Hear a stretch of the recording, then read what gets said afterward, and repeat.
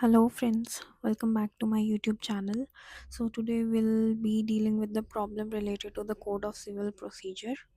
So let's get started. This is a very basic problem, not very hard. Let's see how the problem goes. So A filed a suit against B for the recovery of possession of a house. B, the defendant, contended that he was a co owner of the property, having inherited a share from his father, and also claimed to have acquired an absolute right through a prior agreement to sell with A's father. The trial court dismissed A's suit, finding that B was a co owner. The court did not, however, pass any specific finding or comment on B's alternative claim regarding the agreement to sell. A did not prefer any appeal against the decree. Subsequently, B files a fresh suit against A for specific performance of the alleged agreement. तो क्या हो रहा है इस problem में?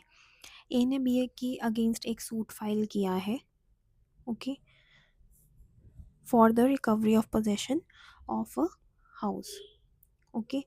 इसमें B defendant है और बी ये क्लेम करता है कि वो भी को ओनर है बिकॉज उसने जो शेयर है वो अपने फादर से इनहेरिट किया है. उसने ये भी क्लेम किया है कि एक सेपरेट अग्रीमेंट टू सेल हुआ था ए के फादर के बीच में और बी के फादर के बीच में. कोर्ट ने ऑल दो इस अग्रीमेंट टू सेल के बीच इस एग्रीमेंट टू सेल के ऊपर कोई कमेंट नहीं किया है, ना कोई स्पेसिफिक फाइंडिंग दिया है.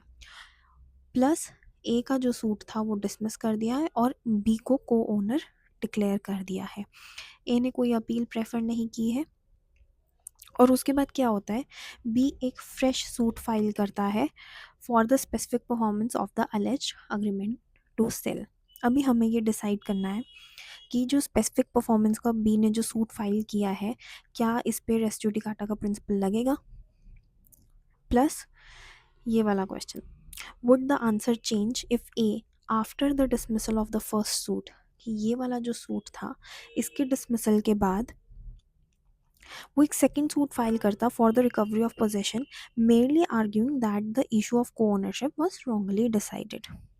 ठीक है, कि ये वाला जो उन्होंने डिसमिस कर दिया है कि ये रॉन्गली डिसाइडेड था. Now let's see, this is very easy question. Here goes the solution. Specific performance वाला देखेंगे, जो बी ने स्पेसिफिक परफॉर्मेंस वाला सूट फाइल किया है. First of all, the answer is yes. B suit is barred by the principle of constructive res judicata. ये कहाँ दिया है? Explanation 4 of section 11. The bar is imposed by explanation 4 to section 11 of the CPC, which deals with the constructive res judicata. That says कि जो हम matter पहले ही suit में raise कर सकते थे, माइट, या रेज किया जाना चाहिए था as a ground of defence और अटैक, ये ऐसे माना जाएगा कि वो directly and substantially in issue था उसी सूट में. Okay. Application in the first suit, जो ये फर्स्ट सूट था हमारा, this one, B raised two grounds. एक पहला तो था को ओनरशिप और दूसरा था प्रायर अग्रीमेंट टू सेल, जो दोनों के फादर्स के बीच में हुआ था. Okay, but not expressly decided. को ओनरशिप का तो डिसाइड हो गया था, लेकिन प्रायर अग्रीमेंट वाला डिसाइड नहीं हुआ. The claim of the prior agreement to sell was a matter which might and ought to have been made a ground of defense in the possession suit. B, as a defendant, was claiming an absolute right to retain possession based on the agreement. B could and ought to have counter claimed. उसने, ठीक है, जब वो को ownership वाला उसका decree उसको मिल गया, उसने उसके बाद कोई स्पेसिफिक परफॉर्मेंस के लिए उसी सूट में कोई काउंटर क्लेम तो किया ही नहीं, या फिर कोई कोर्ट से उसने कोई फाइंडिंग भी नहीं मांगा. तो इसलिए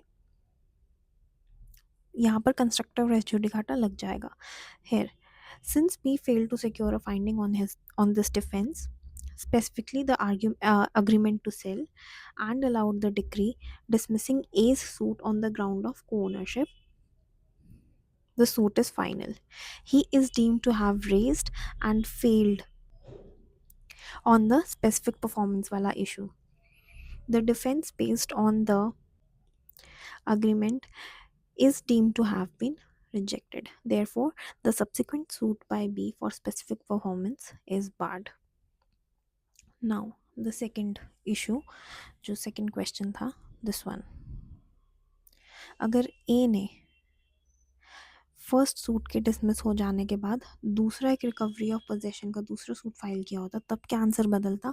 नहीं, because as second suit would be barred by direct res judicata. Very simple, इस पे तो डायरेक्ट रेस जुडिकाटा ही लग जाएगा. Okay. The issue of co-ownership was directly and substantially in issue in the first suit. The trial court gave the express finding that B was co-owner, and based on this finding, the suit was dismissed. A had the right to challenge this finding by appealing. उसने appeal तो किया ही नहीं था, उसके पास एक ही रास्ता बचता था अपील करने का, उसने वो किया नहीं.